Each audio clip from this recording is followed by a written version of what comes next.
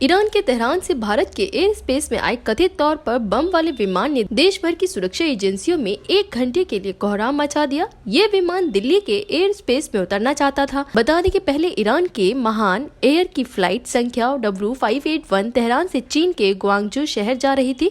विमान के उड़ने के बाद विमान के क्रू को जानकारी मिली कि फ्लाइट में बम है। उस वक्त ये विमान पाकिस्तान के एयर स्पेस में था। कुछ ही मिनटों में विमान पाकिस्तान के एयर स्पेस को क्रॉस कर भारत के एयर स्पेस में आ गया।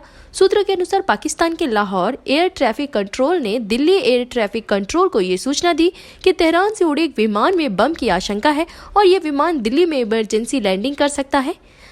पाकिस्तान से आई इस खबर ने दिल्ली एयरपोर्ट, वायुसेना और भारत की खुफिया एजेंसियों को अलर्ट कर दिया।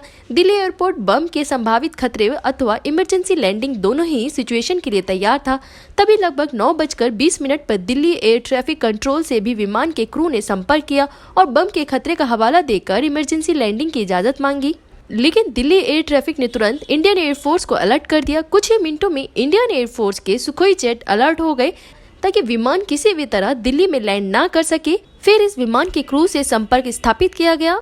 कुछ देर बाद मौके की नजाकत को समझते हुए इस विमान को इंडियन एयरफोर्स ने जयपुर या फिर चंडीगढ़ में लैंड करने का विकल्प दिया। दुनिया भर की फ्लाइट पर नजर रखने वाली संस्था फ्लाइट रडार 24 ने बताया कि इस विमान ने 2 बार अपनी निर्धारित ऊंचाई से नीचे आने की कोशिश की, यानी विमान ने लैंड करने की कोशिश की लेकिन ये लैंडिंग नहीं हो सकी। कुछ ही मिनटों में तेहरान से इस बात पर स्पष्टीकरण किया गया कि इसमें अफवाह की पुष्टि नहीं है। इसके बाद एयरफोर्स के विमानों ने इस ईरानी फ्लाइट को चीन के ग्वांगझू शहर की ओर जाने दिया। हालांकि इस दौरान भारत के सभी एयरबेस को अलर्ट कर दिया गया था और सुरक्षा एजेंसियां चौकस थी। भारत की सुरक्षा अभी भी इस विमान के रूट पर नजर बनाए हुए है। इसी तरह की खबरों के लिए बने रहे हमारे साथ ही चैनल को सब्सक्राइब करना ना भूलें। बुलंद भारत।